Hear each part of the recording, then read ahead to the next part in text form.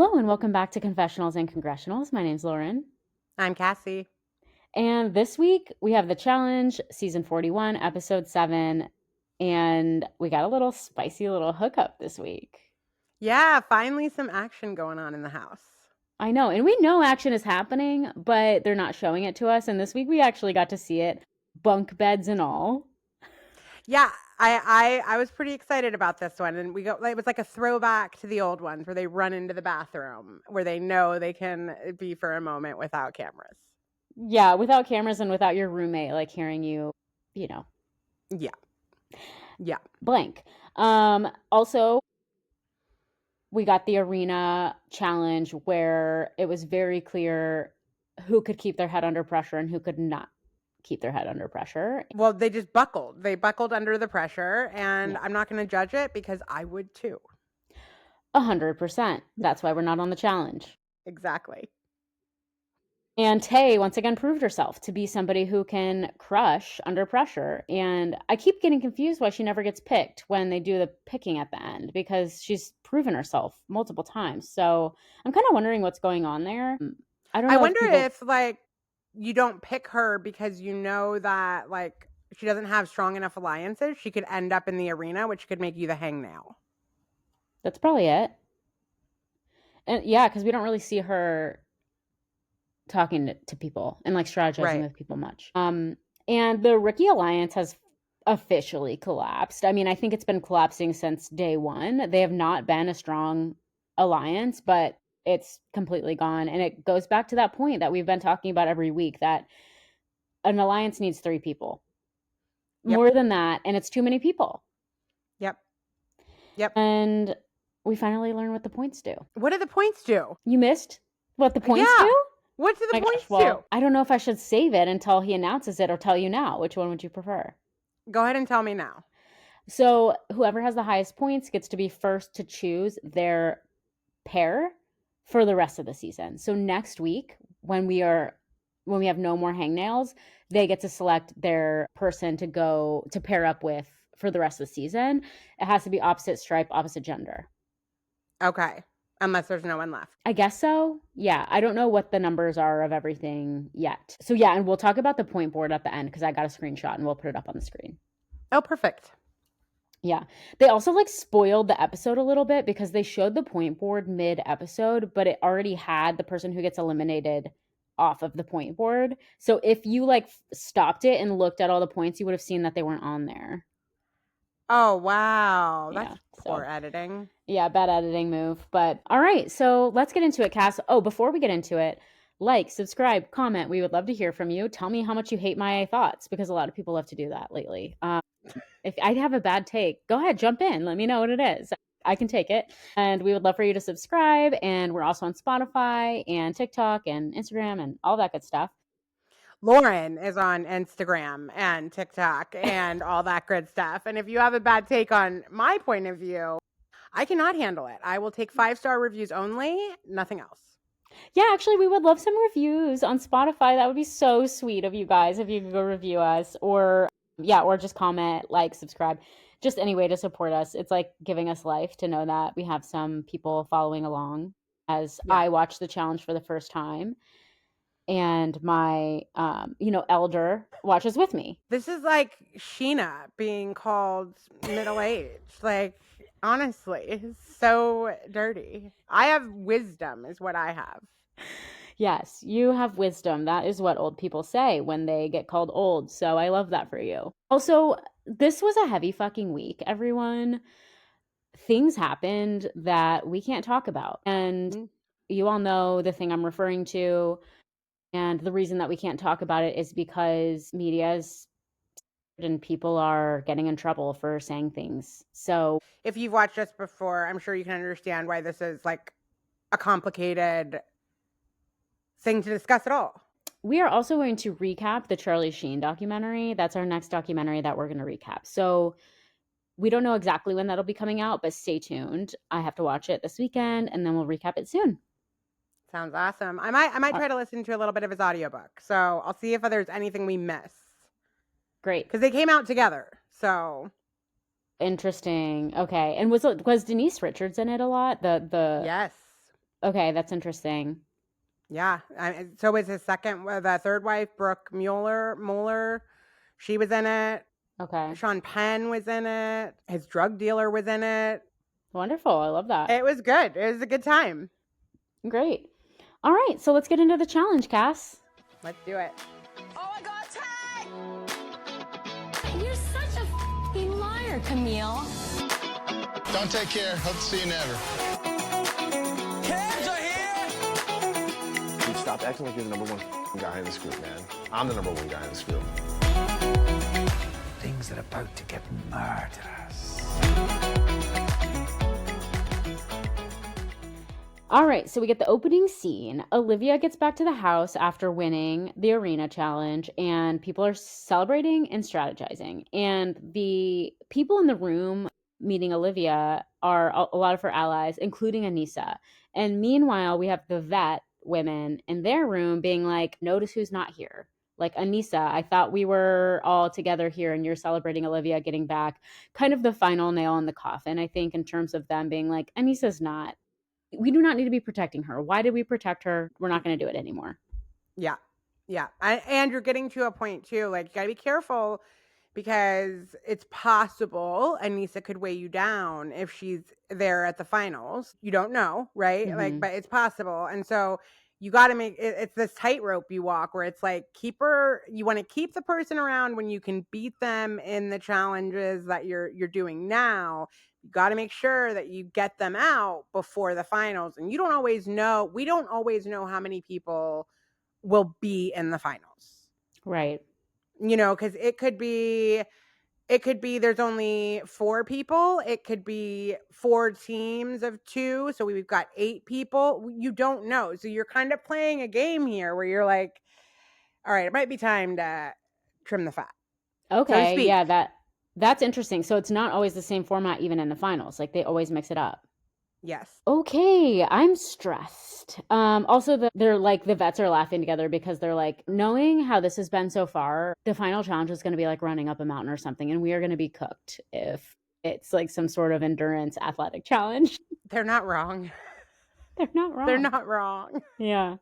By the way, this week solidified for me that they must have a bunch of challenges kind of in the queue, depending on who's going to go against each other. Yes, and I do like the people that say like, "Oh, there's not enough time." I just disagree because I think you can already have I've got this plethora to choose from. Yeah. How long does it really take to roll in the one you decide? Yeah, and I'm sure after all of the years of doing this, they have a system. Maybe they have like one athletic challenge and one other challenge that is like queued up and ready to go that they can like roll in or whatever. So for sure.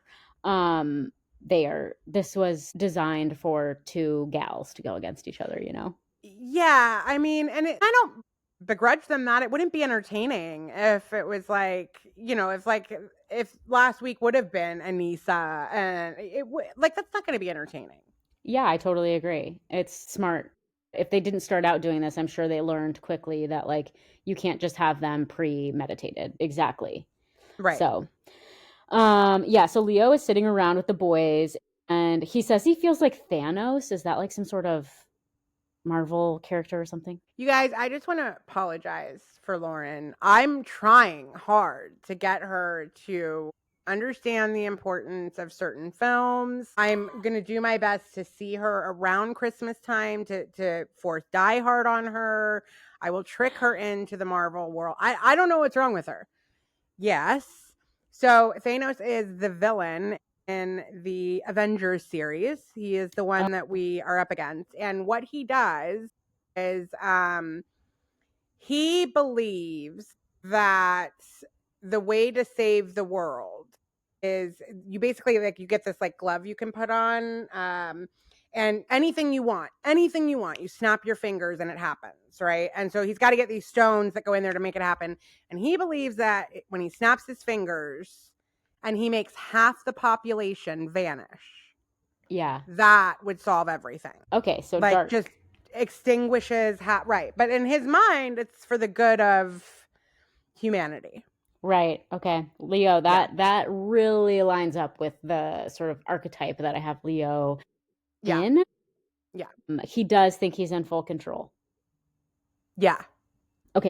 Yeah, so we're getting this setup of Nani and Will flirting, and then they flash back to all the times he's been like jealous and weird. And Dee is like explaining in confessionals that he's like unpredictable and moody, and Nani doesn't know what she's getting herself into. And then we get Nani being like, I don't want a relationship with this guy. I'm just trying to like get laid, basically.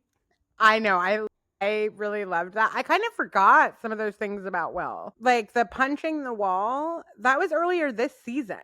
Yeah, I remember that. Yeah, and I'm like, God, that's right. That happened just, I don't know. We haven't really explored Will much anymore, you know? So I almost just like forgot about that. But I know his moment was early on when he was jealous of Johnny Bananas. And as soon as Johnny Bananas left, we didn't see him anymore.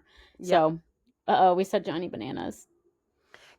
we have to come up with a different name for him. Yeah. Okay. Okay. So we get to the challenge and we learn that it's like a go-kart puzzle challenge. So they have 4 puzzles and they drive the go-kart, I think 4 laps around the thing, get to the puzzle.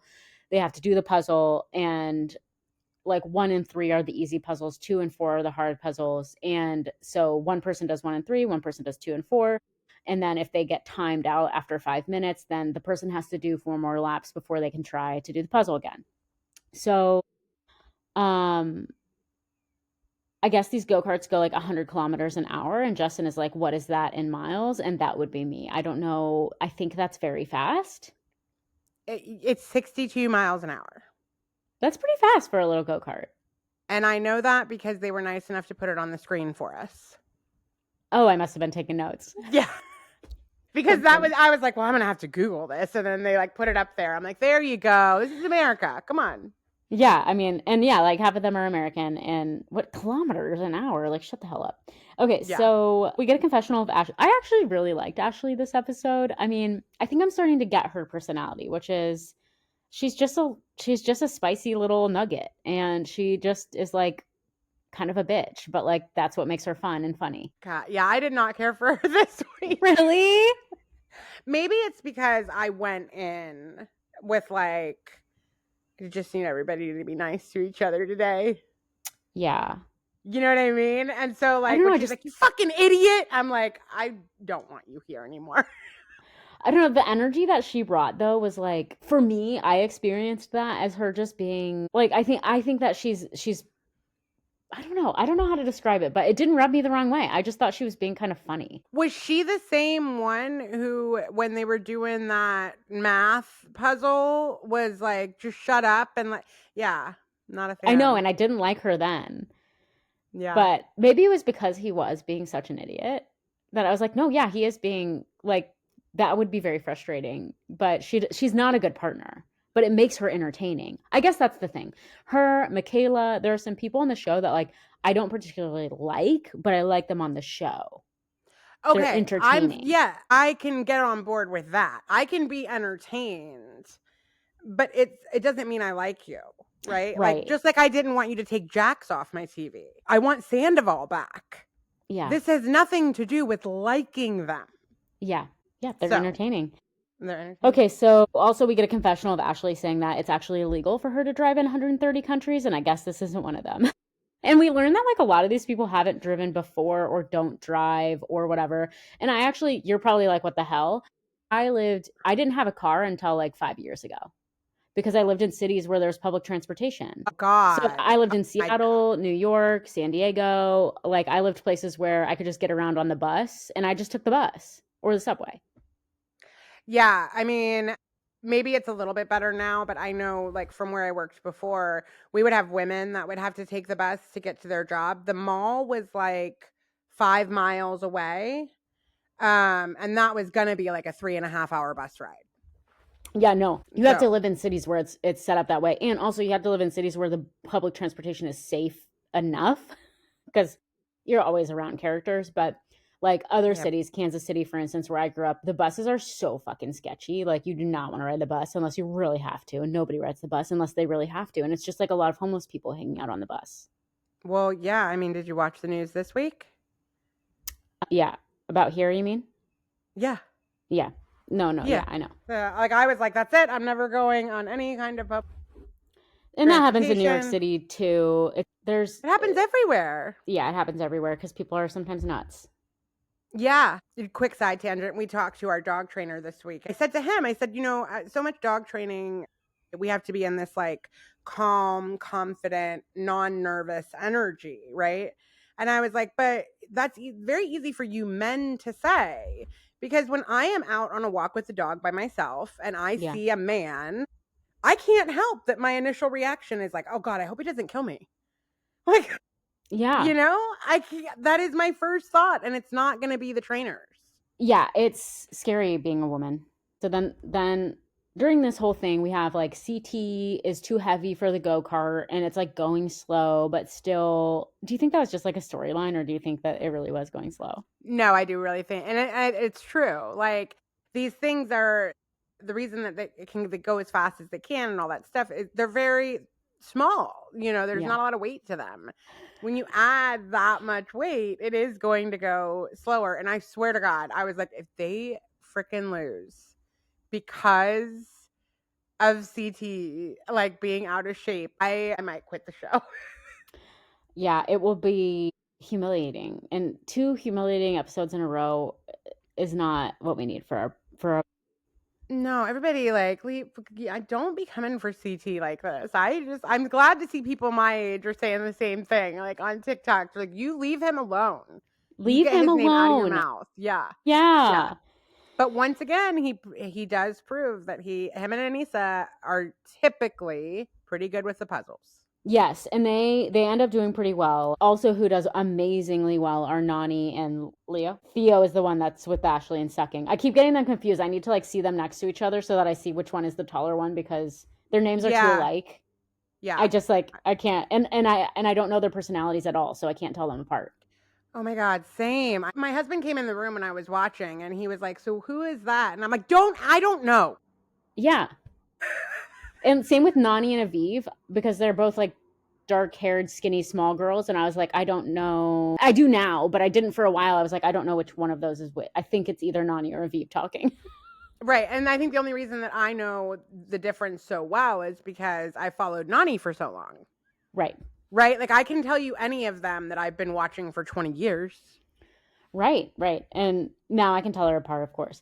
So yeah, so they do really well. And Nani, I guess like Leo is crushing the puzzles and she's really impressed. And I think everybody's like, okay, do we have some sort of, should we be afraid, even though he's a little bit of a goober and like sort of says whatever he's thinking out loud? I think that people are starting to get a little worried that he might be actually a threat, even with all that said, and that he's very smart.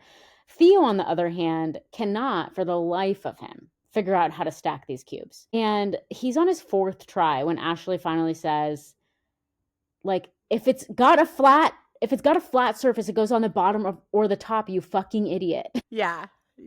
And I'm telling you, I know my personality. I would fully have picked up one of those, thrown it at her head, and just been like, I quit. I'll let the time go to 5 and you can lap it around again. That's who I am as a person if you start talking to me that way. Yeah, she's not an encouraging partner.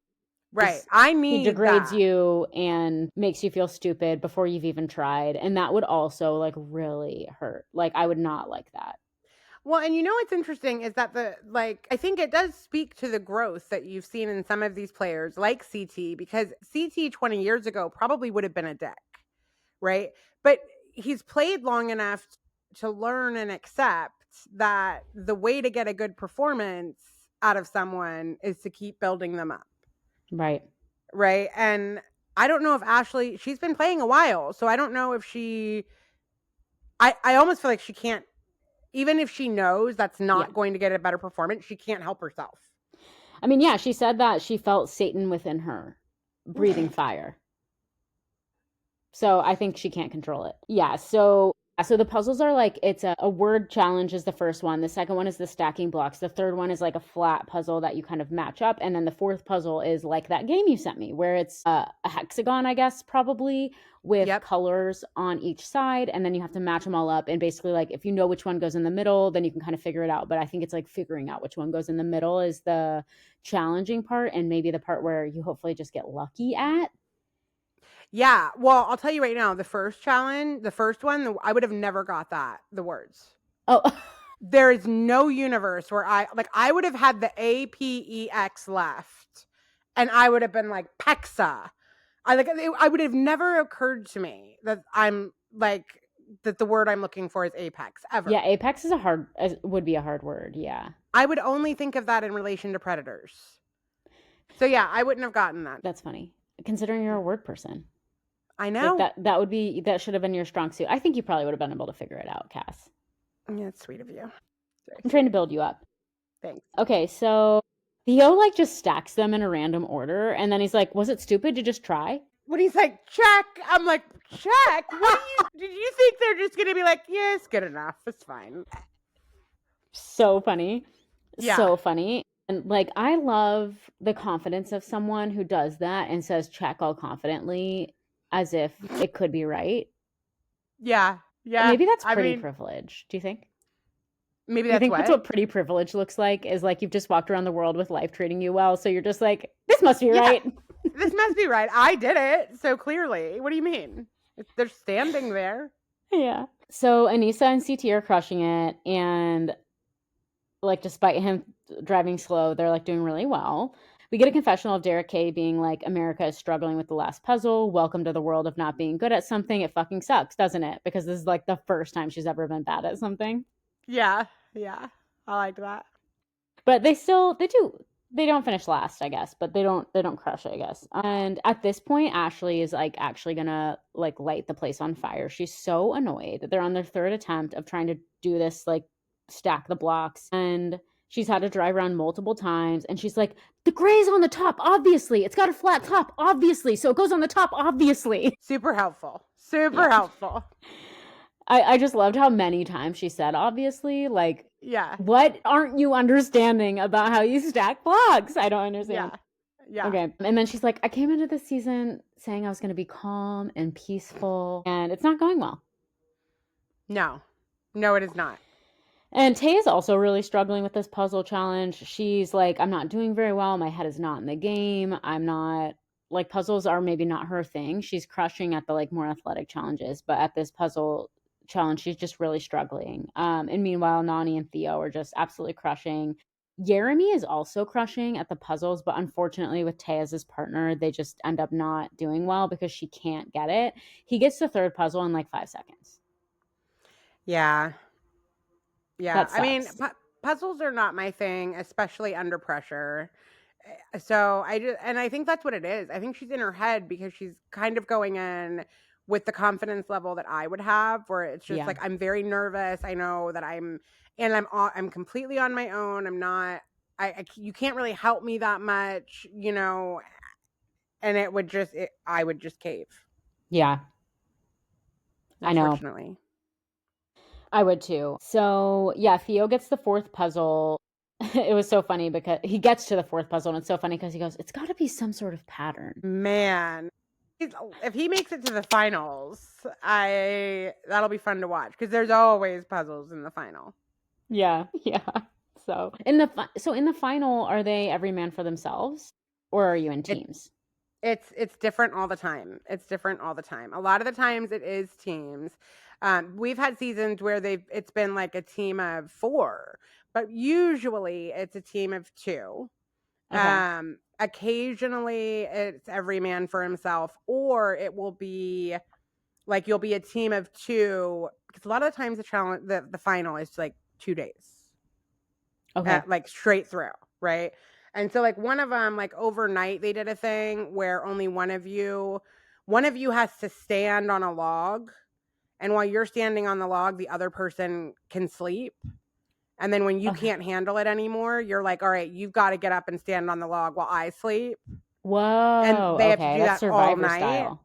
Okay. Yeah, and they have to do it all night. And so sometimes it'll be like on the morning of day 2, TJ might be like, and now it's every man for himself. So this group got a head start. You know, these 2 players do whatever. So it's different every time. I hope it goes every man for himself. At some point. I would love to see that. Yeah. Okay, so we get another epic shot of Leo coming around the corner in his go-kart and then CT coming around the corner in his go-kart, and it's like slow-mo, and then he's behind. He gets second place. Have you ever played Mario Kart? Yes. Okay, so Have I ever you did played get Mario Kart? Are you joking me? I'm not that young. you don't watch movies. Like, I don't know. You're weird. Like, I mentioned Die Hard, and you're like, is that one with like Bruce Willis? Like, what the fuck? So I loved the little CT Mario Kart moment. Yes. Where like the cloud like dropped him in. Yeah. I absolutely loved that. Oh, I didn't get the reference. Okay, that is funny. Yeah. Okay, so then Leo gets the win, obviously, still, even though they're right behind. And you know what I was really annoyed at, actually? Like, CT and Anissa get second place, which they should be celebrating because they got second place. And Anissa is like disappointed. Well, she just like walked as he was getting out of the go-kart. She was just like walking away from him. I was just like, I don't like that. I bet you she did that because she knew that was likely going to be the one and only time. She was so close to first, and I don't think that that's something that is going to happen a lot for Anissa. Okay. You know? Yeah. Well, either way, I didn't like how she handled that. I think, like, with how sweet CT is to his partners and stuff, it's just like, you guys need to stop being mean to CT, okay? I'm like over it. I want everybody to be sweet to him and pump him up the same way he pumps you up. Yeah. Yeah, I totally agree. And he takes it all on the chin. He doesn't even get mad anymore. Like when they're mean to him, he's just like, he's got this like look on his face, like, I'm sorry I let you down. No, CT. Yeah. I don't like that. Okay, so we get Nani and Leo in first, CT and Anissa second, Gay Derek and America third, Izzy Will fourth, Aviv Gabe fifth, and Michaela Justin sixth, Derek Sydney seventh, Janae Cedric eighth, Tay and Jeremy get last, unfortunately, despite his puzzling savantness. That'd be hard to accept, you know? Like if you've crushed it and, you know, it would suck. I know it would suck, and I'm so relieved that he didn't end up having to be the hangnail because he does not deserve that. No, I agree. And I'm really excited to see who he chooses, and what we should theorize at the end who we think people will choose. I hope he chooses some amazing partner that can help him get to the end. So I feel like somebody athletic. I mean, a winner on all ends would obviously be good for him because he's both athletic and a great puzzler. Now, did TJ say, like, they get to choose first is what they get for the points? Yep. Okay. So they have one more week to get points. And whoever has the most points next week. Okay. What I'm wondering is, like, sometimes what'll happen when they do these, like, pairings or whatever, was eventually you'll hit a day where TJ will say, and that's it. That's your partner the rest of the game. Yeah. Like, for each thing that we have left. No, they get to pick. But that's what I'm saying. Like, do we have more weeks of them getting to pick? Or is it this next person you pick is the person you're with the rest of the season? Correct. Okay. All right. Oh. I wonder if any of them saw that coming, because I think that's how it's been working so far, is if you're the one with the most points, you get to choose first each week. So it's almost a natural conclusion to draw that eventually that's what the points will mean, is that you get to choose your partner forever. Yeah. All right. So the winners get 8 points and they pick a team to go to the jury. And we learn that Tay is going into the elimination round with whoever the jury picks. So on the bus ride home, the rookies are like, we have to stick together. You know, they're really rah-rawing. And then they proceed. And Tay is like, I do not want to go against a rookie. I want to go against a vet. Don't put a rookie in against me. We want to stick together. Right, guys? Yeah. I'm not sure what the breakdown was here. I think that people just already have alliances. They're too big. I mean, I don't know. Well, no, I think the rookies are too big. Like everybody already has their own friends and people that they've naturally allied with, and so they're always going to ride for those people over the rookies. Yeah. That's what I feel like I'm observing based on basically not knowing what's going on at all.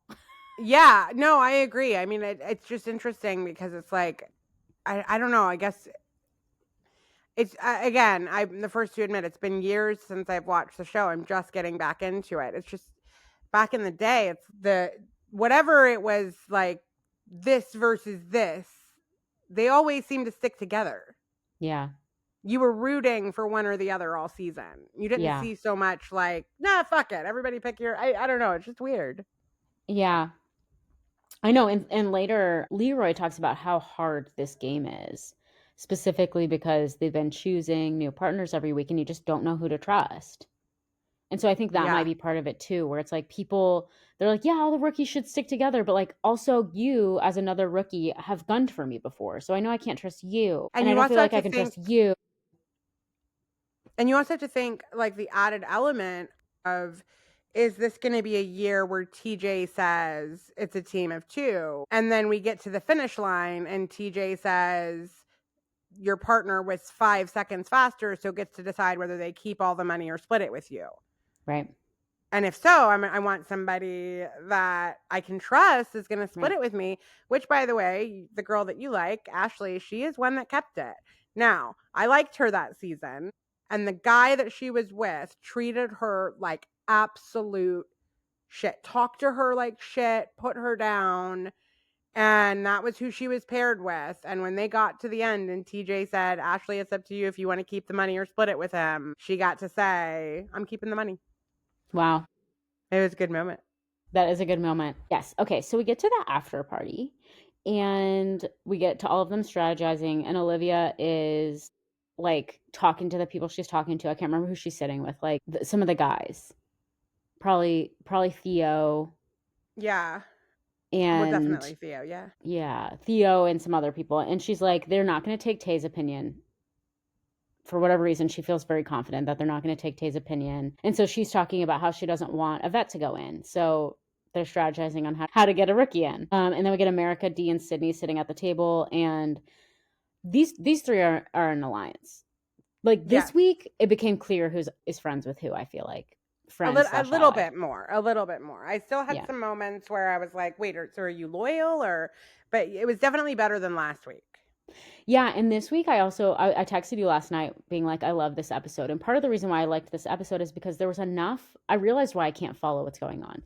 You need confessionals. Like the producers, I don't think are asking very good questions when the people are in confessionals, or they're not showing it, because we need the confessionals to narrate what's happening, and they're not doing that very well. And so we're getting these random confessionals that give us a little bit of tea or a little bit of information, but like they need to have, they need to be asking Olivia, like, so who were you hoping to talk to? Who were you not hoping to talk to? Who were you sitting with? Why? So that we can like get a narration of like the night's events from different narrators. And they're not doing that. And so it's like hard to follow based on these little clips what's going on. Yeah, and a lot of the times they're a lot better. Like the person will say, like, I'm trying to get CT by himself, but because I don't want Leroy to overhear, but Leroy will not leave us alone, so I can't tell CT that and we don't have any of that, Exactly. So it's challenging.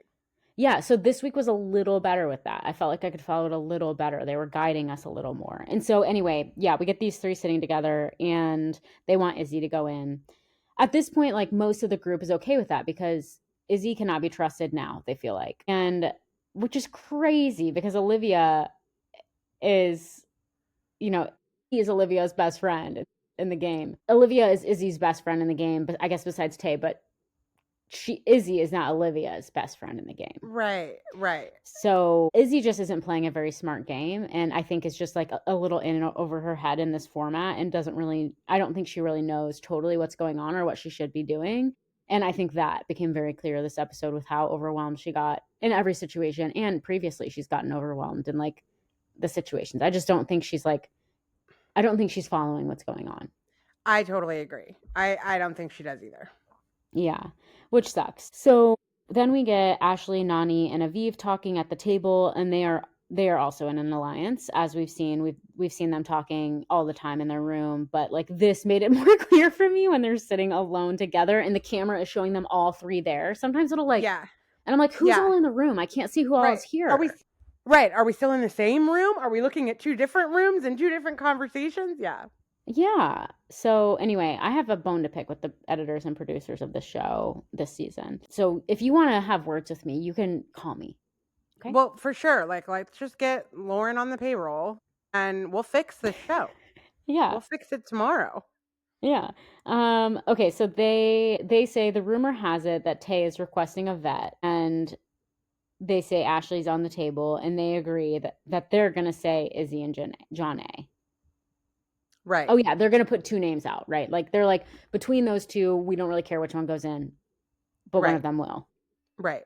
Um, and the rookies are like, let's vote John A. We don't know her. We don't have any like loyalty to her. We don't care. Get her out of here, kind of a thing. Okay, so we get back to the house and we get to see if Will and not we get the scene of Will and Nani hooking up, and Cedric's like on the bunk bed above him, and he's like, we get like a confessional of him being like, I always love my homies to eat. Like, get after it, Will. I cannot remember. I feel pretty confident that it's the challenge, but it is possible that I'm wrong and it's a different reality show. I'm gonna look and I'll correct it next week if I'm wrong. But I'm pretty sure with the challenge, the rule is how they've done it over the last 10 years. It used to be much different. Is that if the person that engages in this activity is willing to talk about it in a confessional, then they air moaning, what you can Got it. see, that stuff. If they refuse to talk about it in the confessional, they are not allowed to air moaning, things like that. That is my understanding of how that works.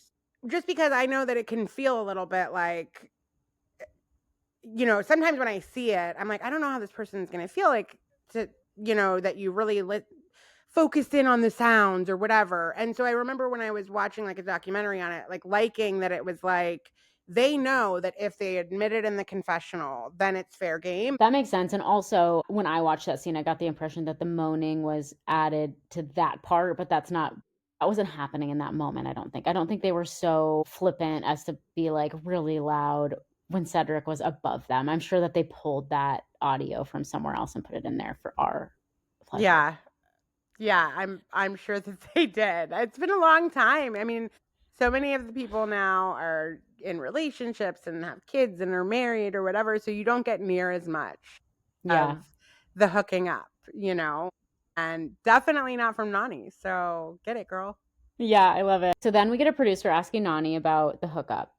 And she's like relatively speechless, and then we get sort of these like cuts to fireworks exploding, and so a girl walking on the beach flowing her hands in the air, and a pupil dilating, and it's like, and then she's like, amazing, you know, like she's satisfied. I think we can go ahead and say. Listen, that it was only appropriate to show all that when the woman is the one sitting there saying, girl, it was, right? Like anything else, and I'm like, nah. But no, she seemed like she had a wonderful night. And good for her.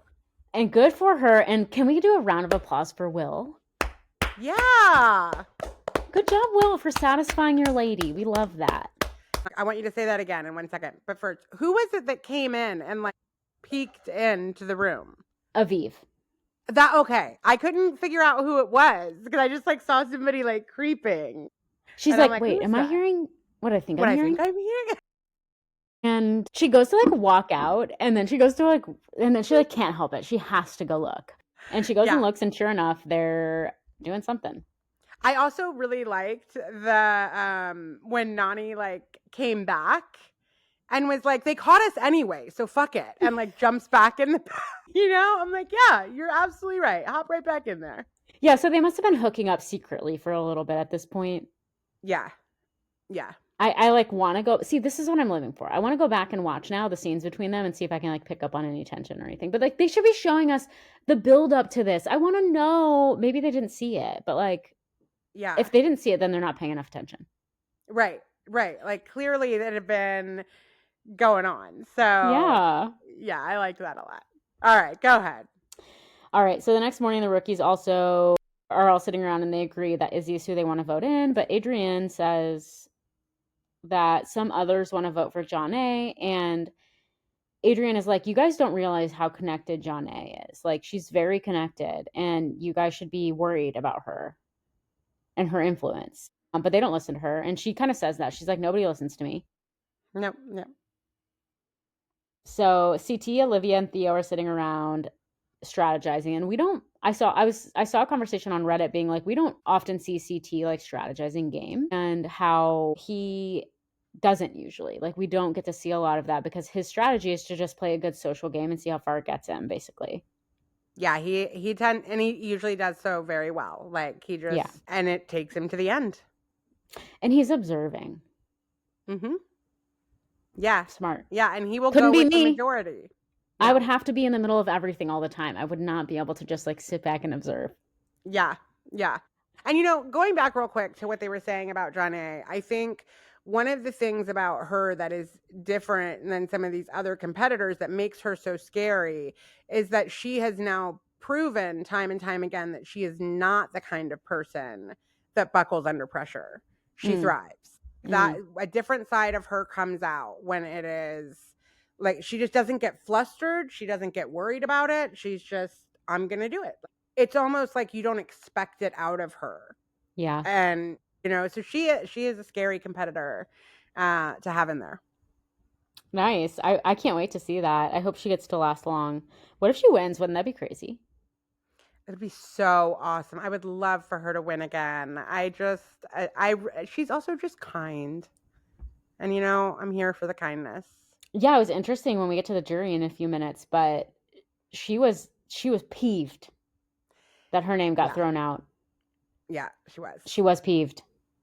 Yeah. So so CT and Olivia and Theo are sitting around and they say, CT asks, is it still D? And Olivia says, I'm staying out of it. And I'm like, girl, since when are you staying out of it?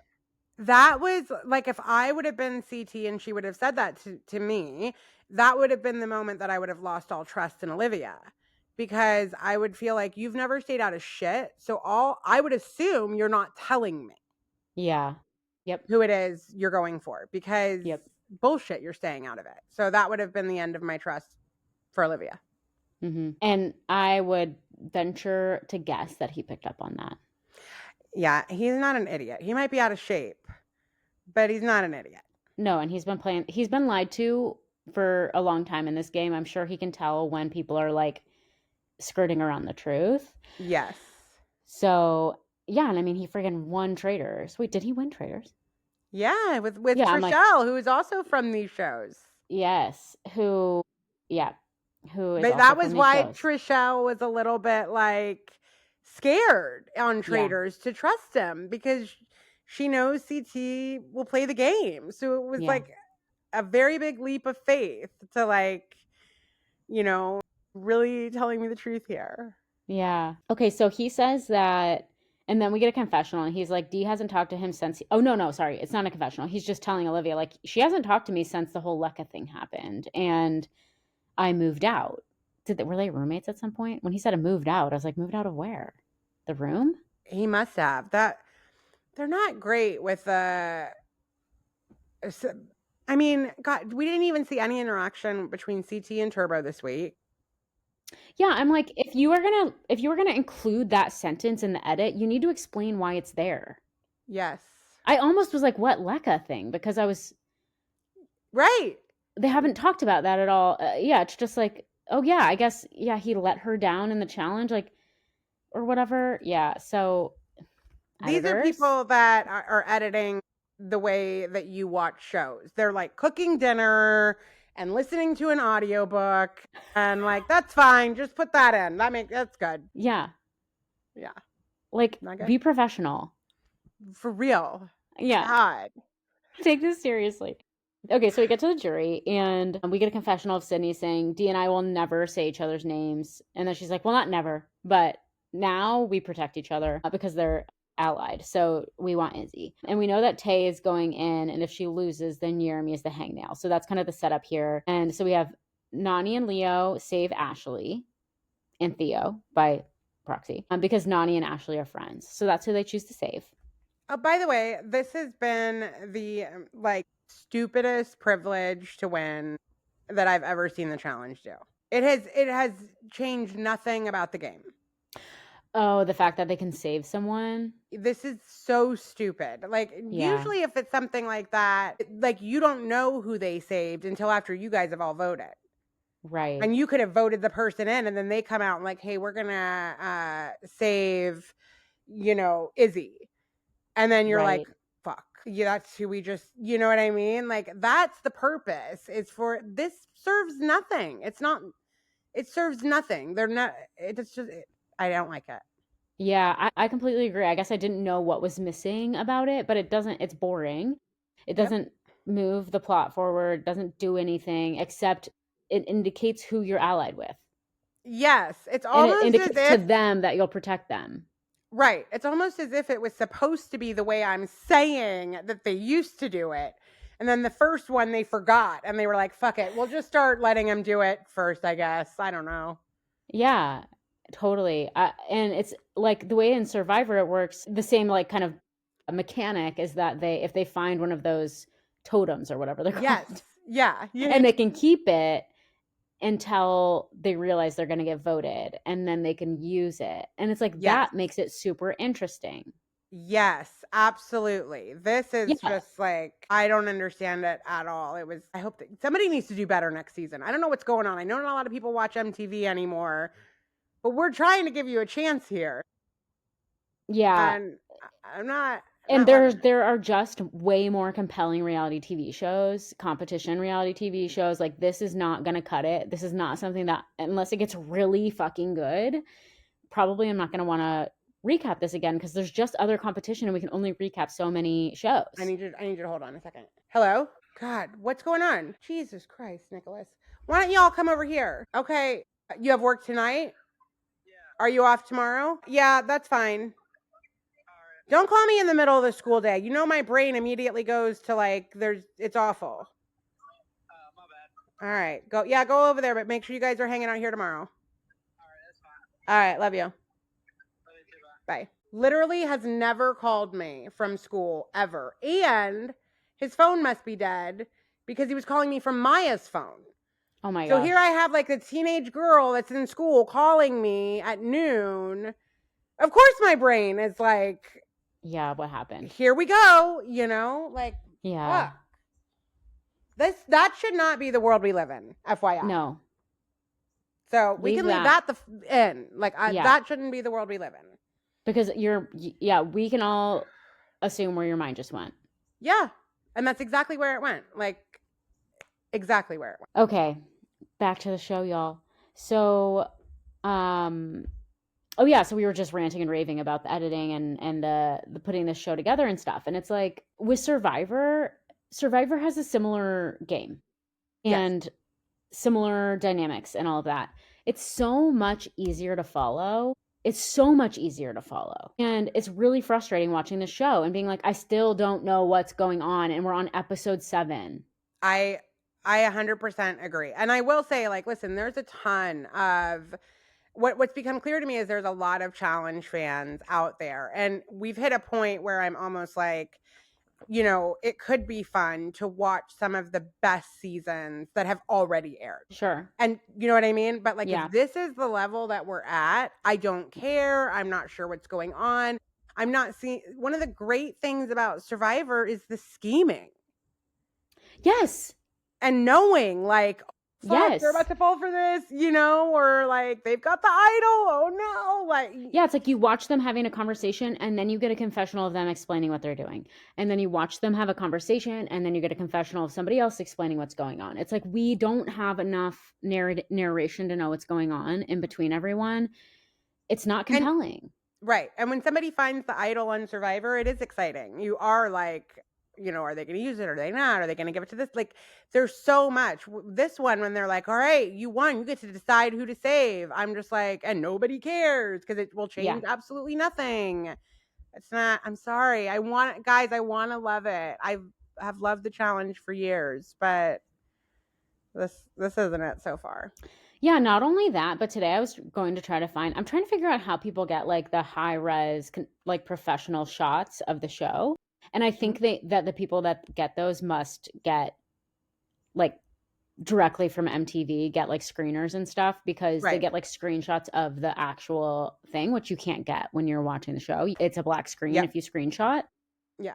Anyway, I was like kind of going down a rabbit hole being like, okay, do they post stills on MTV's website? Like maybe I can find them there. I'm Googling the challenge, season 41, stills, like all that kind of stuff. And it's, first of all, I can't find MTV is not even the third page that comes up when I'm trying to search for the challenge. It's like a bunch of random articles repeating the same information over and over again. So I go to mtv.com or whatever, and I find the challenge, and I'm looking, and it's like there's all the seasons are lined up, and season 41 doesn't have its own page. So I can't even there's not even a page for me to go to try to look for information about it. They have some clips on there, but it's like they're putting in the minimum amount of effort, and it's just not working for me. I'm with you. Yeah. No, they're phoning it in. It's no. Yeah. This is just like a dying, animal that you're not putting out of its misery at this point. Like, it's like either you have to do this right or just let it go. Yeah, and it's the same with The Bachelor. Like watching The Bachelor got depressing at the end because it's still going, but they're doing a Hail Mary, and they've brought in one of the girls from the Secret Lives of Mormon Wives to be the next Bachelorette. Saw this. Who has a fucking domestic violence charged against her. Like, come on. Apparently there's video footage of it. And it's so interesting because when they announced it, I watched a little bit of that Secret Life of Mormon, just a little bit of it. And she's the one person I didn't like. And then I'm like, and she's the new, and I'm like, Jesus, what is happening? It's like, you guys want this to end. You want this to end if you are putting in, and I think that part of it is their loyal base are conservative, middle of the country people.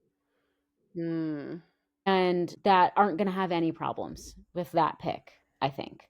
So it's like they've alienated over and over and over again over the last few seasons anybody who has, moral integrity, because they keep bringing in not only leads that have complicated and violent pasts, but there was one season where all three of the guys that made it to the end had either restraining orders against them at one point, or domestic violence charges, or had since the show, girls had come out and been like, this guy is such a fucking asshole. And you're just like, can you not cast a single person that doesn't have some sort of violent past? What is going on?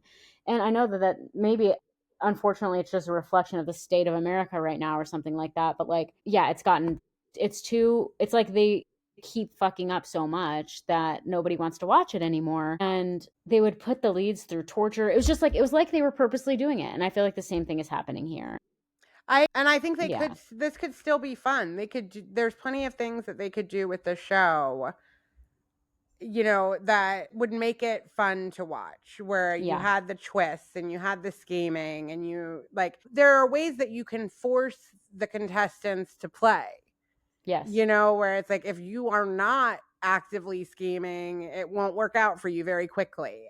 It's just none of that is happening. Yeah. Yeah, they probably need fresh blood in the producer and people that plan everything. The same thing was true at Bachelor, where it was all the same people had been there forever, and it's like, you guys aren't evolving with the way that shows are going, and so you're going to get left behind. Well, I tell you what, tell us guys whether or not All Stars is worth it. I know All Stars is strictly on Paramount Plus, and I've heard that Mark Long, who is the OG, was who pitched it and got it going. And I've heard that it's really good. So tell me, if you have watched All Stars, tell me, is it really a lot better than what we're seeing with the challenge that's still airing, this one? I'm curious if there's more gameplay and we can follow it. Totally. I would love to watch a really good strategy show. This just isn't it. Sorry, we're ranting and raving before we're even over with this episode itself. This is just a mid-episode rant. Also, tell us what you are watching, because we would love to recap that. What are people watching and loving that? Obviously, we're going to do Traitors. I talk about it nonstop. It's my favorite, probably reality TV show that's come out lately. I loved Fuckboy Island. I know it sounds so dumb. It was really entertaining. I love Love is Blind. I think we should do those. Yeah, so those are the shows that I've been into. Sister Wives is coming back for its final season in just a couple weeks. Yes. I'm excited to kind of see what happens with that. We're not going to recap Sister Wives because there's somebody that does it so much better than we ever could. So we'll leave that to the experts. And also has zero context, and I don't think that's always the best. Yeah. Yeah, I agree. Yeah, like let us know what you are watching. And I also know that when I go to Paramount, it's not just All Stars. There's Challengers, War of the Worlds. They've got a few little off ones. So tell us which ones are really worthwhile. Yeah, also Survivor is still going. Oh, Survivor. I've been watching that since season 1. Yeah, I really like Survivor, so maybe we could do Survivor. Yeah, I've so tried to we'll get my see. husband to try out for Survivor, and he's just really confident that he would not be a good person once he was hungry. Yeah. You and me both, bud. Relatable. Okay, back to the jury. Go. We get CT and Anissa vote for D and Turbo. Gay Derek and America vote for D and Turbo. We get a confessional of Turbo being like, Derek is jealous because he's number 2 on the points board and I'm number 1 and he wants my spot, which I don't think is why they picked him, but I love that he thinks the world revolves around him. Izzy and Will choose John A. and Cedric because that's who Tay wants to go against, so they're kind of like honoring that, unfortunately. Michaela and Justin vote for Izzy and Will. We get a confessional of Izzy saying that she thought Justin and her were friends, so she's a little thrown off by this. Gabe and Aviv vote for John A. and Cedric. Sydney votes for Izzy and whoever she's paired with. Confessional of Michaela saying that she's elated that Izzy's name is getting said so much. And I just thought elated is such a specific word to use. And it makes me like her even less when she uses that word. And I don't know what it is about her. She just rubs me the wrong way. And I find her entertaining. Don't get me wrong. I don't want her off my TV. I just like, as a character on TV, I don't like her. Like, I don't enjoy. Yeah. Enjoy. You know what I mean? Yeah. You wouldn't want her to be a friend of yours. Yeah. And the tea is that there's a lot of animosity between her and the other people in the show. Really? Yes. Apparently, I was reading on Reddit that apparently, I don't know if this is just them like building up the next season or what, but apparently like the people in the house did not like her. She came off exactly as she's coming off to us, to other people, and they didn't like her. Condescending, cocky, arrogant, rude. Yeah. Well, and I'll say like the way that these votes went down just solidified to me that it's a poor season of the show, because you should not have this many different votes and this many throwaway votes. Like, that's just lack of strategy and lack of playing, and I don't want you here for this. Yeah. Okay, so John A. and Cedric are up, and John A. is like, who turns to Cedric and is like, who do you want to say? And he's like, well, we could vote for Izzy. And she turns to him, she's like, yeah, well, she said my name, so that's who we're voting for, kind of a thing. Yep. I don't know why she asked Cedric to begin with. I know. The illusion of control. No, actually, we're going with Izzy. Right. Okay, so then, so Turbo and Dee say Izzy and Will. And Will's irritated by this. And I can't tell if he's irritated specifically because it's Turbo and Dee, or if he's irritated like Dee because they had the thing. Right. Or if he's like, oh, wow. Yeah. Okay, I see how it is. That was sort of his reaction. Yeah. But he just kind of struck me in that moment as like, I don't know, just like being a baby about it. Oh yeah, he's such a baby. Yeah. He's such a baby. He's been a baby this whole season. And I was also wondering, like, is it also because it's like, okay, wait, I didn't know our names were in the ring, and now all of a sudden 3 people have said my name. Yeah. So it's probably like irritating. He's probably in the moment also realizing, oh shit, the people that I thought I was friends with are not my allies. Well, maybe people you I thought I could trust. Scheming more and playing the game. You know? This isn't Makeout Island. Exactly. Turbo and Dee vote Izzy and Will. Yeah. Olivia votes Sydney and Derek. Theo and Ashley vote Anissa. Throwaway. Yeah. Like, all of these 1 votes, it can't possibly happen. You're just like, it's just stupid. It's not good. Adrienne votes for John A. And then she says she's annoyed because the vets aren't putting people in that they don't want in the final. Like, she's like, what is the strategy here? They don't have one, honey. Yeah. Don't worry. And this sucks because Izzy and Tay are really good friends, and now they have to go up against each other. And so they're bummed, and they're in the kitchen talking about it. And all the vets are such little assholes to them about it. Like, they're like, not us. We don't want to go against each other. Like, they're like mocking them. And maybe it's gameplay, but especially Anissa's reaction. She's like, we've all had to do that. And it's like, okay, I get it. You've been playing this game forever. Like, you don't have to be a dick. Yeah, and it doesn't happen that often when they're like really, really good friends. I forget who it was. I'll ask our producer. Brittany will know. But there was a season once where Evelyn, who I loved, she had to go in, and Evelyn, she's gay, which doesn't matter, except that she is as strong as you would like, you know what I mean? Like, she is a tough fucking chick.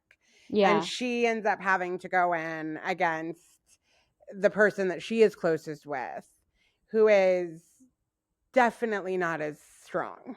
And there's so much love between them, and it's like a wrestling thing where it's like pulled, and you can just see that she's like kind of just trying to let her get a little bit, you know, like, cause she feels so bad knowing that she's going to absolutely destroy her, and she loves her. And she fully is like, I'm going to come for every fucking one of you in this house for making me do this to my best friend. Yeah. You know? Yeah, that's like when me and Zach are playing Phase 10 and I already have the hand that I need in my hand, but I feel bad because I've beat him so many times in a row. Yeah. That I let him lay down his cards, and then when he lays down his cards, he's able to lay them all down on one thing and beats me, and I'm like, you motherfucker. Yes. Sort of like that. Yeah, sort of like that. You can never have pity on your enemies. That's the moral of the story. Right. Who is your husband that you're talking about right now? Yeah, my enemy. Yeah. Okay, so then we get Leroy, Sydney, and John A hanging out outside, and Leroy this is when he talks about how this is the hardest game he has ever played. You do not know who to trust, and sometimes you just have to look out the window and pray. Yeah. And he wants to win so bad, and I think, yeah, like, especially this season, it's like, I'm sure you're like, I don't know who to trust. I'm not even sure if everybody knows that they're playing a game. I have no idea. Totally. Yeah. Like, do they know where they are right now? This isn't right. You know, this isn't Love Island. This isn't, yeah. Okay. All right. So we have the arena, and what the challenge is it's a endurance challenge mostly, where they have a hoop that they have to shoot a basketball into. They have two hoops. One's big, one's small, one's high, one's low. And it goes through this little, like, the ball, like, goes down like a ping pong ball, or not a ping pong.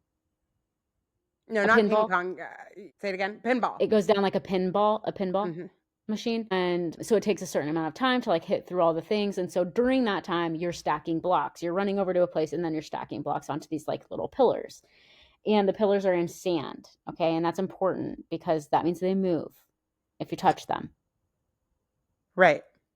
And as you can probably imagine, you are stacking these, like, bricks on top of each other. So if your pillar is tilted, then your bricks are going to be tilted, and you're going to have a really hard time stacking the number of bricks that you need to stack. But not everybody's thinking with their head. And you do have to move fast, because the ball that you have put down this thing, you must catch. It cannot touch the sand. So right. And if it touches the sand, then everything that you just piled up, you got to start over. Yep.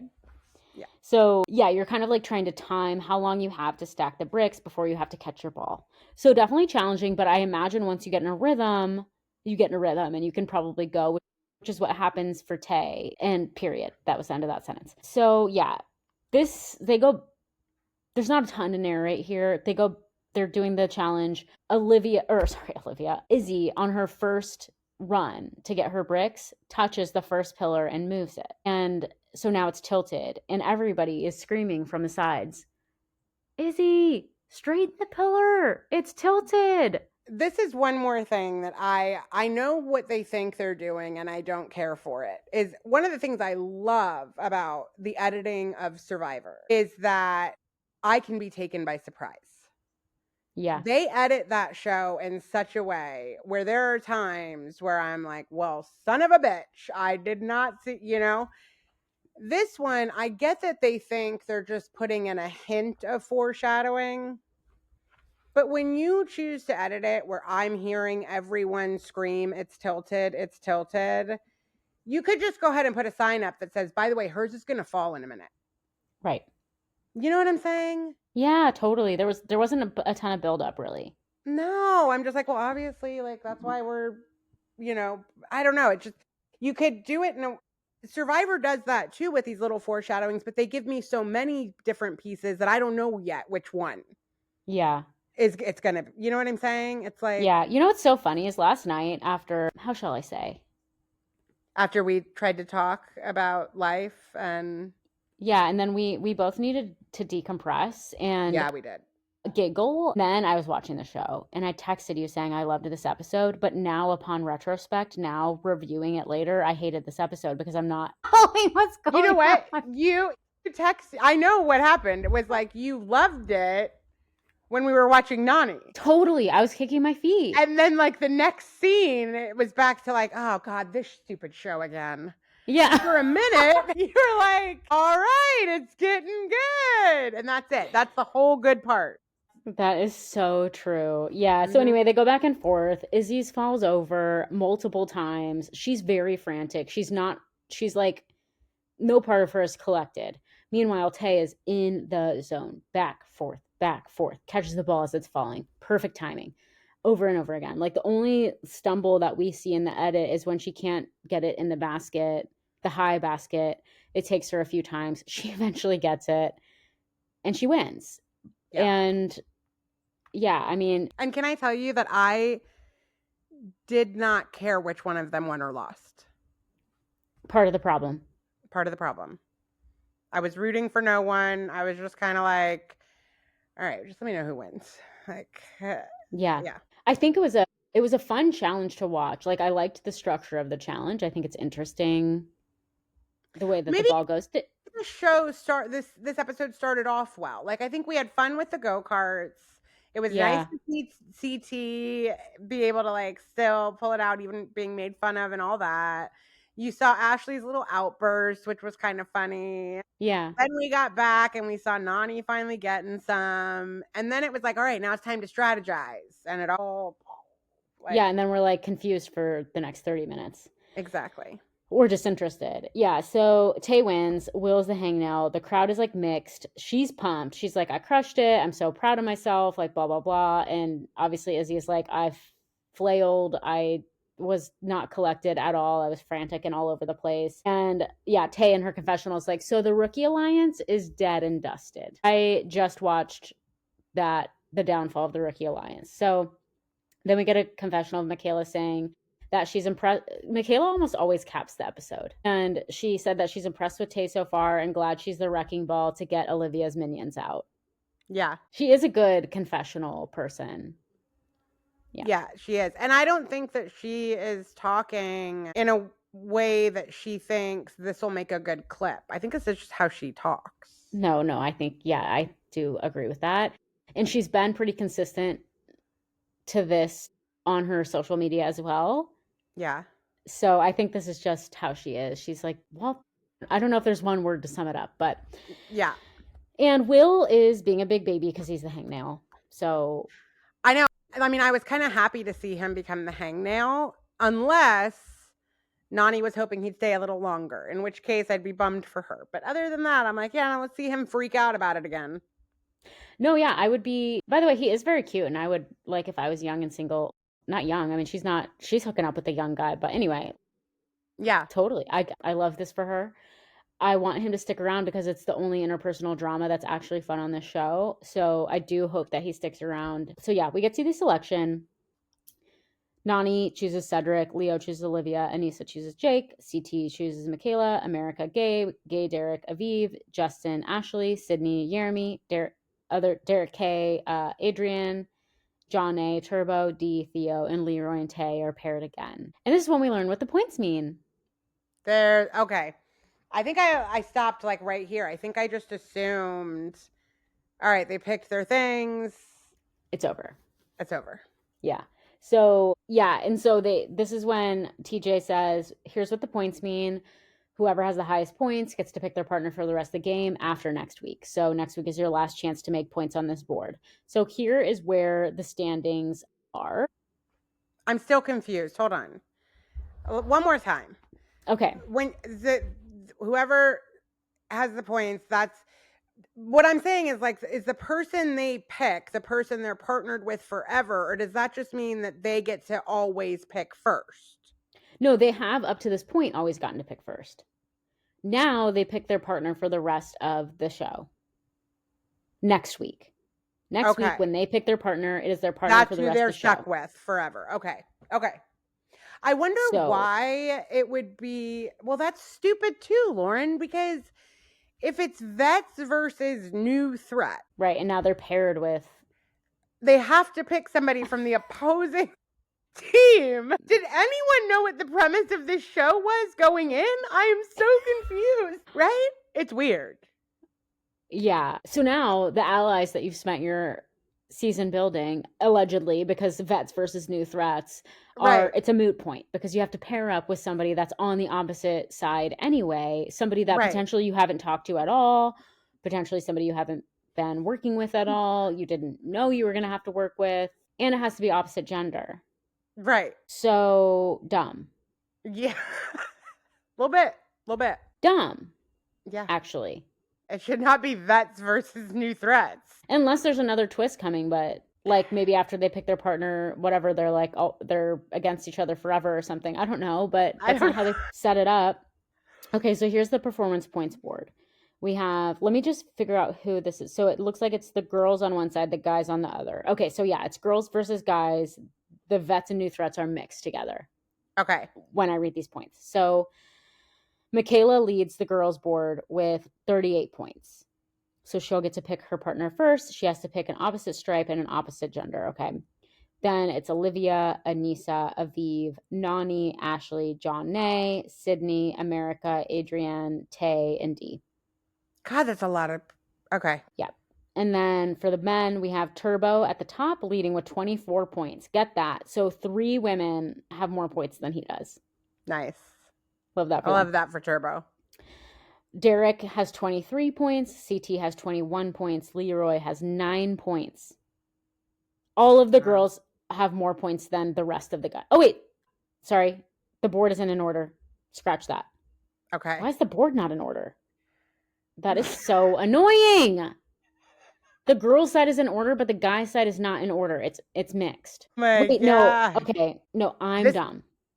I'm fully imagining this is what it's like in the production booth, by the way. No, Is seriously. that like they're like sitting there with each other and they're like, wait, what is it like this? What? So part of the reason why this is confusing to read is because I don't know who is a vet and new threat because they have not made that clear. Right, On and this that's another show. That's another thing is that when I've looked back at some of the previous long time ago seasons, you know, like when they're giving their confessional and it has their name at the bottom, normally right under their name, it would say like vet or new threat or whatever like thing it was, you know. This one doesn't. Okay, let's try this again. Okay. Leave all this in because this is yeah. part of why it's so annoying. Yeah. So how it's split up is the girls and guys are split up, but also the threats and new threats and vets are split up, okay? Okay. So on the vets side, Michaela has the highest number of points with 38. Okay. Next down is 28 with Olivia. Next down is 24 with Anissa, Aviv with 22, Nani with 12, Ashley with 11, and John A with 1. Because she just got it. Okay, on the new threats side, and there are 2 more vets than new threats for the girls. Okay. On the new threats side, we have Sydney at 24, America at 22, Adrienne at 21, Tay at 14, and Dee at 11. Okay. Okay. Does that make sense? Is Dee a new threat? I think. Wait, I don't think I'm reading this right. What a confusing fucking way to do this. Yeah, I think no, that doesn't make sense either. Is Dee a new threat or a vet? I'm trying to look it up and you would think that it would be readily available, but give me a second. All right. The vets are Nisa, Ashley, Aviv, Cara Maria, CT, Derek, Bananas, Leroy, Michaela, Nani, Nia, Olivia, Rogan, Theo, Turbo. Everybody I just gave you was a vet. Okay. So this is how it's split up then. So yeah, as I said before, just the last thing I said about the vets was right. So then the new threats, Dee is a new threat. She has 11 points. Okay, so that ends the girls' side. Okay, so on the boys' side, vets, we have Turbo at 24. Again, Turbo has 24 and Michaela has 38. Turbo has 24, Olivia has 28. Okay. So like He's Okay. not the Yeah. top. Like, he doesn't have the most points. Yeah. And I just love that. Yeah. I just want to point out once again how much the girls are crushing. Okay. Derek has 23. CT has 21. Leroy has 9. Derek with a K has 6. Theo has 6. So gay Derek has 23. That's the breakdown. Second place. Will, so new threats, boys. Will has 30. That's more than any of the vet men. Cedric has 26, more than any of the vet men. Jeremy has 25, more than any of the vet men. Justin has 23. Leo has 19. Gabe has 13. And Jake has 9. So next week, Michaela, Sydney, Turbo, and will be the top of their respective groups to choose first.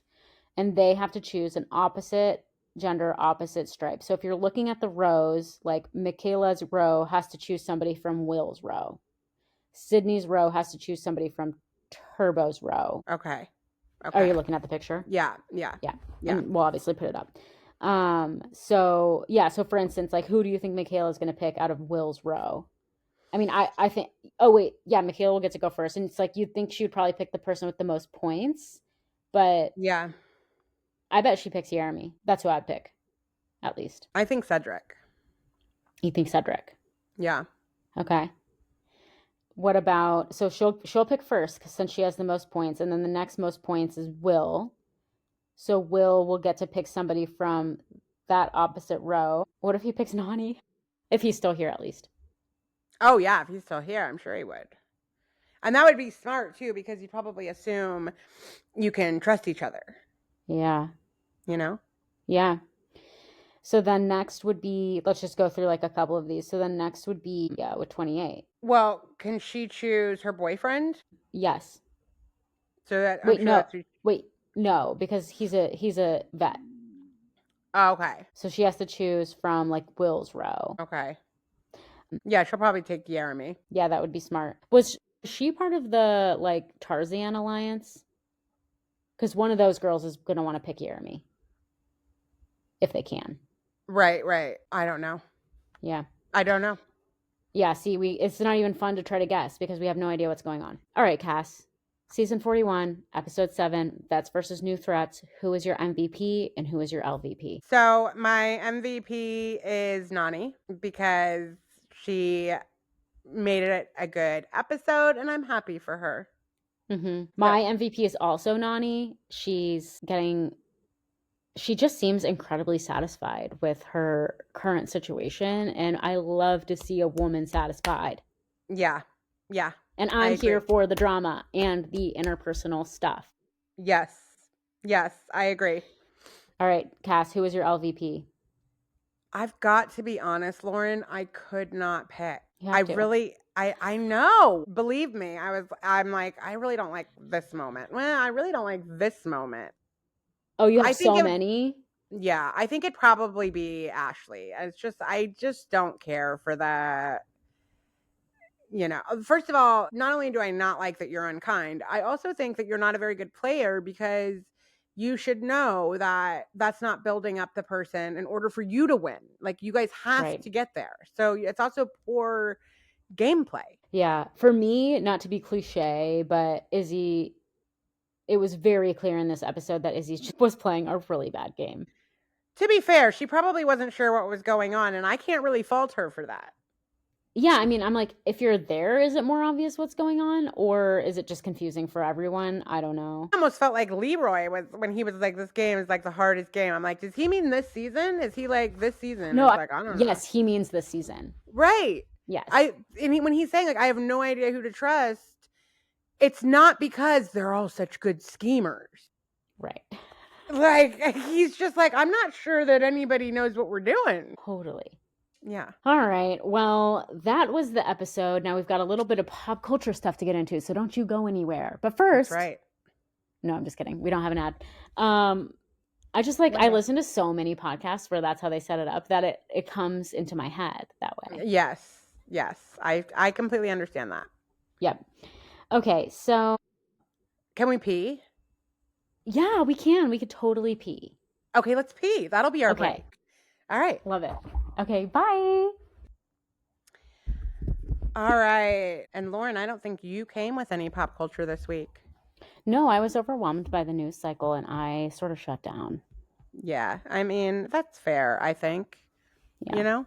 I think Yeah. that's fair. Well, I will start with the big news, which is that today is my 30-day sobriety mark.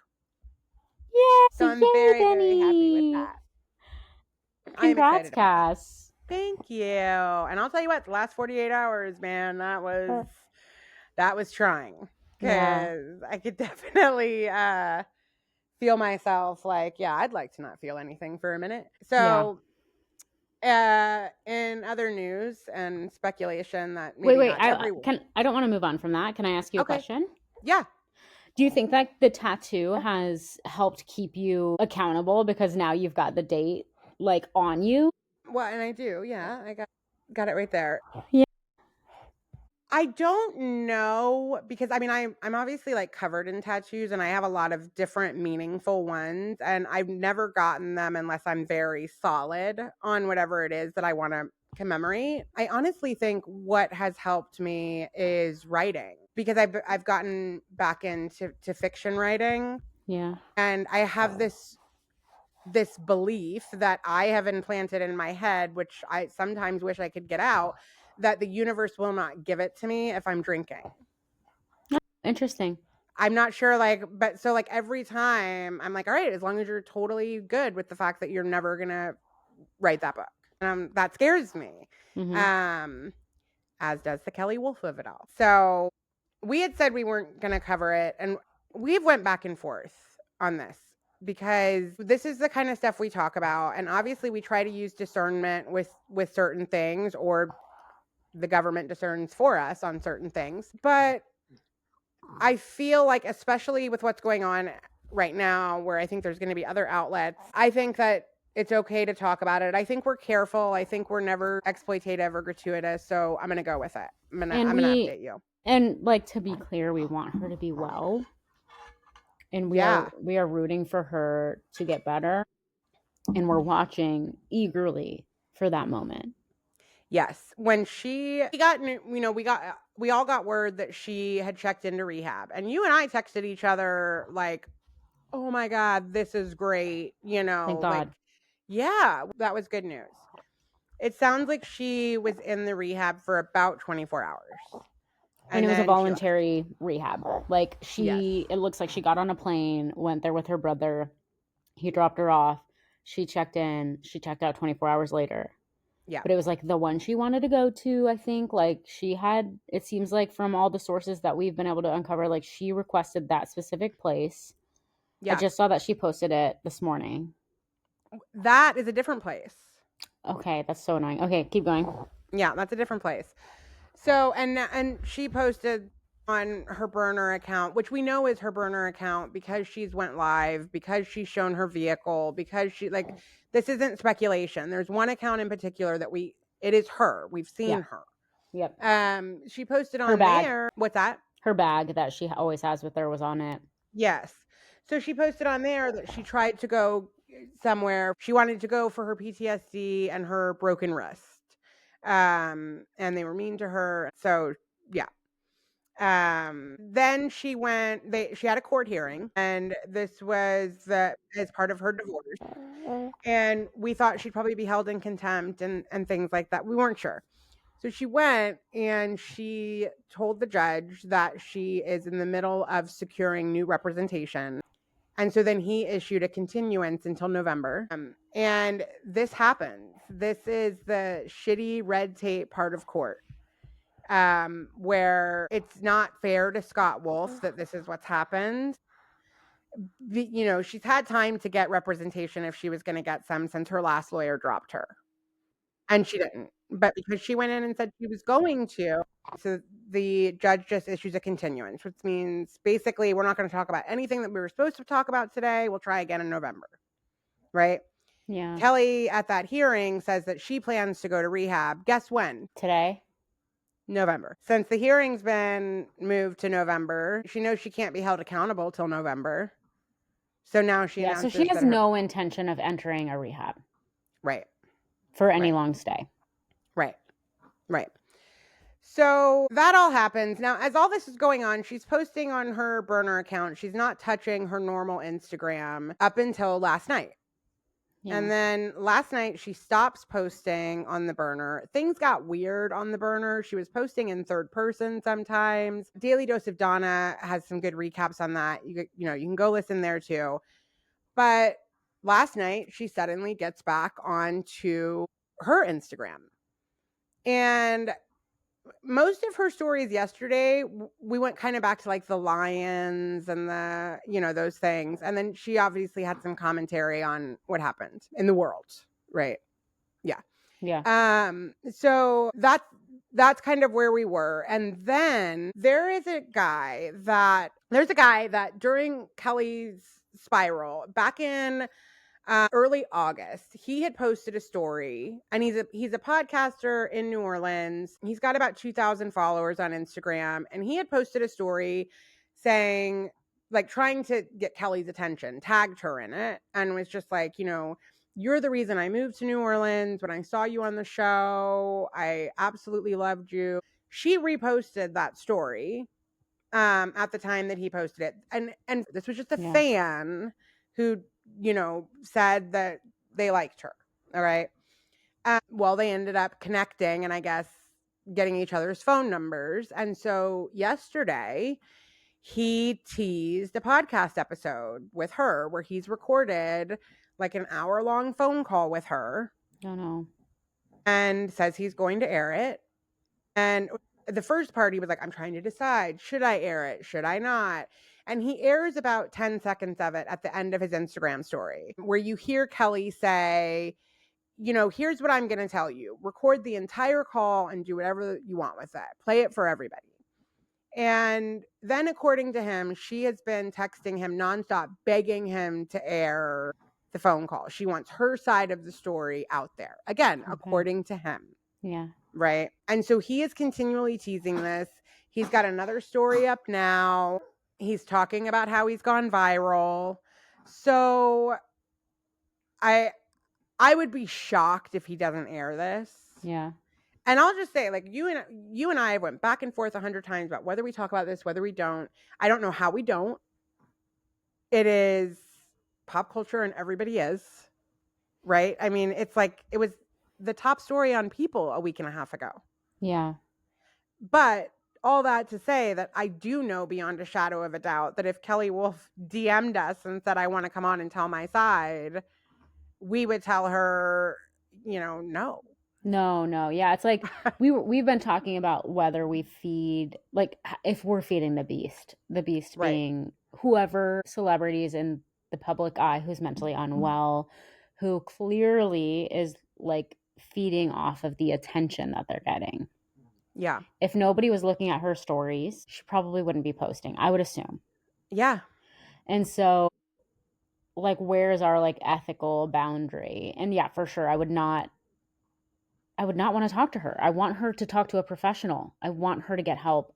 I would not want to encourage any behavior that's currently going on. But at the same time, yeah, it's like it's pop culture news and it's psychology, which is interesting to us and me specifically. And it's like it's a conversation too about the culture around celebrity, the culture around paparazzi, the culture around social media, the culture around consuming content about celebrities and like what role we play and everything. And I think we're going to get into it probably in a future episode when we talk about the Charlie Sheen stuff, because you and I have talked offline. But it's like, I think that we feel like covering it because it's consumed our attention and has made it so that we don't have a ton of even bandwidth for like all of the other celebrity news that's going on, because we've been paying attention so closely to this and thinking so much about this and all of that kind of stuff. So I don't know. I'm sure that people would disagree with us or feel like it's irresponsible for us to cover it. I'm sure that there are people that feel that way.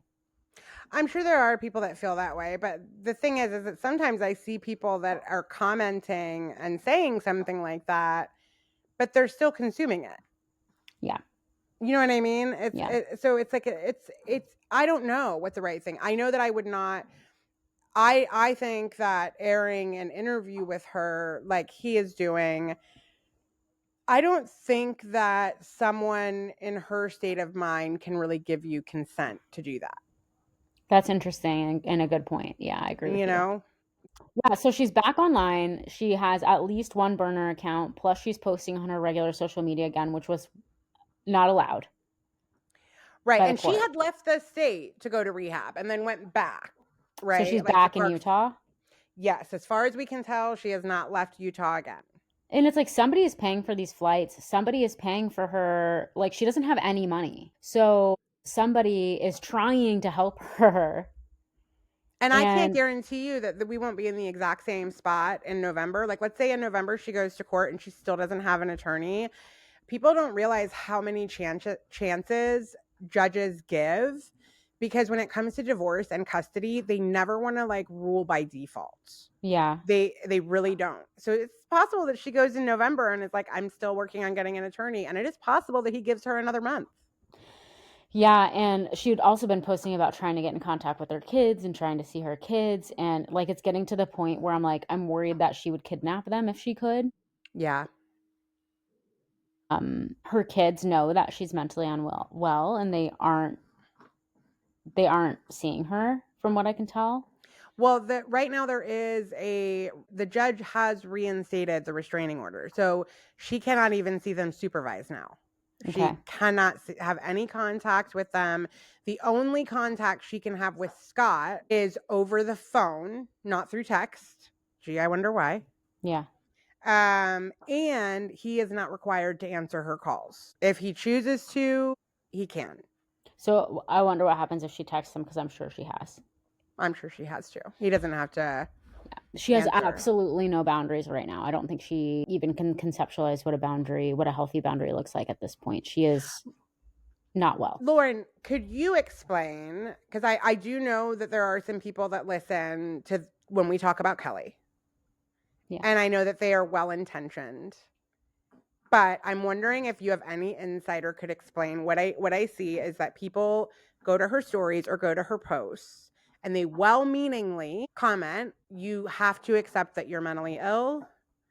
We all want to see you get better. And I don't know that can get through to someone like her right now or does any good other than just letting her see that more people are engaging with her content.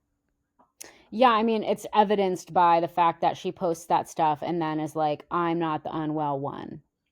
Like she's very convinced that she's healthy and in a healthy mindset. And yeah, is in like delusion. And I am new in my career. I'm educated in marriage and family therapy. I'm educated in psychology, but I'm not a psychologist, and like not a psychiatrist and not an expert in like these types of mental illnesses. But so yeah, like I don't know what's going on in her head, but like she's definitely delusional. Well, in the clinical term. Would you agree that it's unlikely that our well-meaning comments are going to be the thing that changes her mind? Oh no, I mean, I would recommend that people do not engage at all, but here we are talking about her. So it's like, I don't know. I feel a little hypocritical saying that. I mean, definitely don't comment on her posts. I think that's nice of you to hope that she gets better, but that's not she doesn't fucking know you. And she's gonna think you only see what I post on social media. You don't know me. You don't like F you, she's not gonna listen. She doesn't listen to the people that know her. We all want to believe that if we could just get her to listen. Yeah. And I get that. And I think it's also like this weird parasocial thing where you normally don't have this kind of access to someone who, she's not like an A-list celebrity, but what I mean is like she's engages with them. She'll give people her phone number. She'll answer text messages. So it's a very weird thing going on. And you also see other mental illness in the comments, sometimes with people that are sure that she's absolutely fine and Scott's the problem. And for sure. And I had people comment on our TikTok where I was talking about the Kelley Wolf thing a few weeks ago before we had like talked about stopping talking about it. Here we are. And people were like, she's being abused, like he's abusive, like all these kinds of things. And it's like, not to like bring this up again, but it reminds me of the Justin Bell, Don't Blake Lively thing where it's like people don't have the whole story. They only have part of the story. And like, I hate to say it, but you can't believe all women. Some women lie. Yeah. And right now she's lying. She's told us that she's going to lie about it. And then she did. Right. Not Blake Lively. I'm talking about, obviously Right. I'm talking about Right. Kelley Wolf. Yeah. And so, yeah, I mean, we can't, with no other evidence, we can't assume that that's true. Right. I mean, and all evidence is that she's just not well. And Yeah, I think and that she's willing to lie, steal, manipulate, dox, harass, stalk, like that combination of things. And then you're gonna be like, but I do trust her about this thing. Like, no. exactly. Yeah, I think that's a really good way to look at it. And I do think that the vast majority of people that are watching this and engaging with it are coming from a place of really wanting to see her get better. I do not believe that the vast majority are watching because they're hoping the train wreck gets worse. No, I don't think that. God, I hope not. I That'd be know. I some really dark think shit. yeah. I mean, people celebrated when she went to rehab. Yes. All over the internet. Like, oh my God, this is so great. I think it reminds me a lot of, which I don't know that that has a happy ending at all. We all so much wanted Britney Spears to get better. No, I know. And I've been thinking a lot about her lately because she's not better. Right. Right. And maybe I the worry. conservatorship was good. And she was also being abused and like coerced and stuff. Yeah. Yeah. And I think we can accept that two things can be true, that she's not mentally well and should not be completely in charge of all of her own decisions and finances and everything because of the abuse that she's endured and the paparazzi and the public eye and like all that stuff. And she's not acting like a consenting adult that should walk around the world making their own decisions. Yeah. It's just Britney Spears is always one that's just like breaks my heart because I just don't know that she'll ever get better. Yeah. And I worry about that with Kelley Wolf. I'm like, come on, girl. Like, yeah. Make, like, you could have such a comeback here. You could. There's hope for Kelley. There is, because she has a lot to lose. And I think she has less people around her that want bad things for her. I get the impression that up until all of this, she was incredibly well liked and valued by the people in her life. Yeah, and Donna has talked about her on the podcast and said like she knows people that know her. You know, in LA, people know each other, and she knows Scott Wolf, she knows Billy Bush, like, and that is what people say. She's like, you hear through the grapevine when people are not liked in Hollywood, when people misbehave or they're assholes or they're crazy or whatever. She's not one of the people that has that type of reputation. Neither of them are. And so her or Scott. And so, yeah, I mean, this is an escalation of a mental illness and potentially drug abuse. Yeah. I mean, likely drug abuse. I think that she believes, just based on what I've seen over the last 24 hours, I think she believes that the gag order is no longer in place. She's incorrect on that. She would be correct that the judge when she was criminally charged because of the doxing and all of that, it's a different judge that you have for that than you have for your family civil case, right? Mm-hmm. So in that one, the prosecution wanted her to be not allowed to post on social media until her next hearing date for the criminal one. And the judge did not agree to that, right? And it's tough because it's like you got to look at somebody's like civil rights and freedom of speech and da-da-da-da. So the judge didn't order that. But in the civil case, you were ordered to not post about your kids, about your marriage, about, right? And I get the impression that because this one, she thinks that one is no longer. Now. Correct.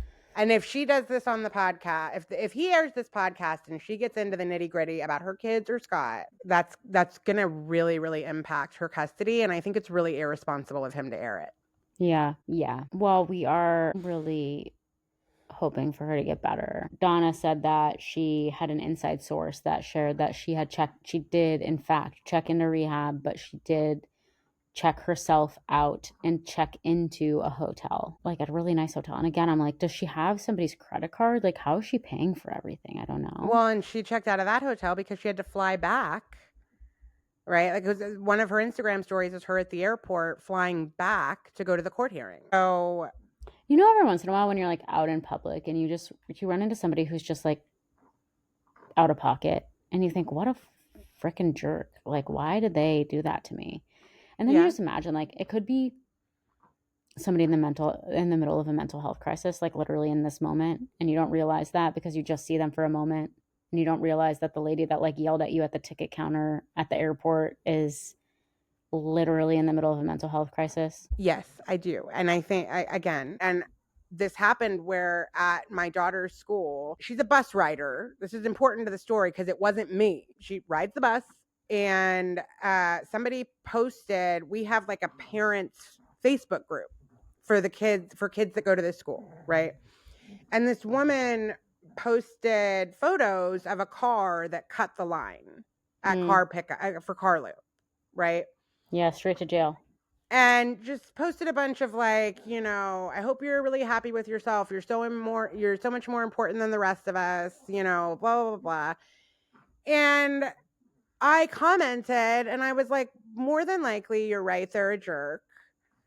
But like, there is the like off chance that like their dad had a heart attack and they're freaking out and just trying to get to their kid so they can get to the you just don't know. Why do you have to publicly shame them and make all these assumptions? Yeah. You know, I struggle. And I think like I'm too sensitive for, I thought about this a lot last night. I was telling my husband, I was like, I think the problems with social media and the way in which I feel people engage with it and all of that is a problem for my son's generation to figure out. Yeah. And I feel like I didn't create it. I existed before it. I'm just going to step away from it. And I'm going to wish you guys the best. Yeah. And I think the ways that social media upsets you are not the ways that it upsets everyone. Like other people don't feel so deeply the same way that you do. And so a lot of people are like, you know, in one out, you're out the other. Whereas you're like, I can't believe you would say that to someone on the internet where everyone can see it. I have this, you know, I'm not very religious, but I'm very, very spiritual. And I have this very big belief that like, we are all one energy. We are all one. We're all in this together. And what I am seeing daily is like Everyone's my adversary. A desire to like not be part of a oneness, and it's just all about you and what you have to say. Yeah. And everybody else be damned. Yeah. And it hurts my heart. Yeah, I can see that. I want to get back to that feeling that we are all one right now. I have hatred in my heart, and I'm really like not happy about that, but that is where I'm at. And I don't know that you would if it wasn't for social media, because I'm telling you, we all disagreed. Agree. Right. We all disagreed on a lot of things for a long time, and we would go to coffee houses and have conversations, and every once in a while concede a point and see somebody else's, and they would do the same to our point of view, and it was just different. It was just different. All right, Cass, is that all we got today? Yeah, go watch the Charlie Sheen documentary if you haven't, so that you are ready to deep dive it with us. It's a 2-parter. Should we just watch part 1 for next time, or you want to watch both? Each one's an hour and a half. Okay. Okay. Yeah, let's watch both, and then we'll put that episode out as soon as we can. Okay. We do not, I think we'll be back next week with the challenge, but nobody knows. I've searched everywhere that you can search, and we're not sure if they're doing a 2-week break or if it's a typo. We don't know yet. So okay. We may be back next week, or we may really have a 2-week break. Okay. Well, I guess that's all we've got for you, everyone. Please like, subscribe, comment, follow, leave a rating, review. We love ya. Get offline for this weekend. Go for a walk with your family. Play a board game. Smile. Breathe. Scream Taylor Swift at the top of your lungs. There you go. All right. Love ya. Bye.